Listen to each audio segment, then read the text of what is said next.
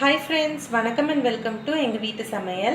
நம்ம இன்றைக்கி வந்து சப்பாத்தி, தோசை, இட்லி, பூரி, ஏன் ரைஸுக்கு கூட ரொம்ப சூப்பரான ஒரு சைட் டிஷ் தான் நம்ம இன்றைக்கி எப்படி செய்ய போகிறோன்றதை பார்க்க போகிறோம். அது வந்து தக்காளி தொக்கு. சரி வாங்க நம்ம ரெசிபிக்குள்ளே போவோம். அத்தை, இது வந்து கேரளாவில் என்னன்னு சொல்லுவாங்க? இது டொமாட்டோ ஃப்ரை ஓர் டொமாட்டோ ரோஸ்ட்டுன்னு சொல்லுவாங்க. இது எல்லாத்துக்குமே ஏற்ற சைட் டிஷ். சரி, இதுக்கு என்னென்ன பொருட்கள்லாம் தேவைன்னு பார்த்துடலாமா? ஒரு மீடியம் சைஸு 7 தக்காளி, ஓகே, 3 பெல்லாரி வெங்காயம் பொடியாக நறுக்குனது, ஒரு 7 பல் பூண்டு, அப்புறம் 4 ஸ்பூனு மிளகாய் வத்தல் பொடி, பச்சை மிளகாய் 3, மஞ்சத்தூள், உப்பு. ஓகே, சரி வாங்க நம்ம ரெசிபிக்குள்ளே போயிடலாம். ஓகே, இப்போ நம்ம கடாயை அடுப்பில் ஏற்றிட்டு தேவையான அளவுக்கு எண்ணெய் விட்டுக்கலாம்.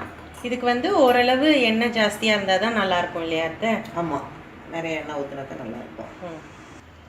எண்ணெய் வந்து சூடானோன்னே நீங்கள் வந்து வெட்டி வச்சுருக்க பூண்டை போட்டு நல்லா ஃப்ரை பண்ணிக்கோங்க. அடுத்து வெங்காயத்தையும் ஆட் பண்ணிக்கோங்க.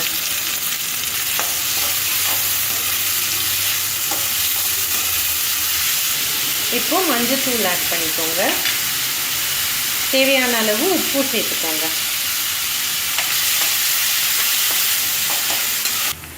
வெங்காயம் வந்து ஓரளவு வதங்கினோன்னே நீங்கள் பச்சை மிளகாய் ஆட் பண்ணிக்கோங்க. இப்போது உங்கள் காரத்துக்கு ஏற்ப நீங்கள் வந்து சிவப்பு மிளகாத்தூள் ஆட் பண்ணிக்கோங்க. கொஞ்சோண்டு அந்த பச்சை வாசனை போனோன்னே வெட்டி வச்சுருக்க தக்காளியை சேர்த்துக்கோங்க.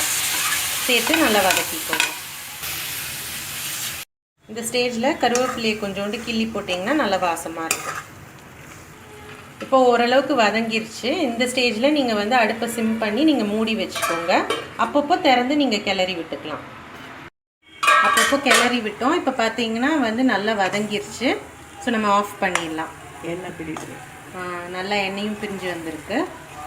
ரெடி ஆயிடுச்சு. சுவையான தக்காளி தொக்கு வந்து சூப்பராக தயாராகிடுச்சு. இதை வந்து நல்ல ரோஸ்டான தோசைக்கோ இல்லை இட்லி, பூரி, சப்பாத்தி, பிளெயின் ரைஸ்க்கு, ஆப்பம், இடியாப்பம் எதுக்கு வேணால் தொட்டு சாப்பிட்லாம். ரொம்ப நல்லாயிருக்கும்.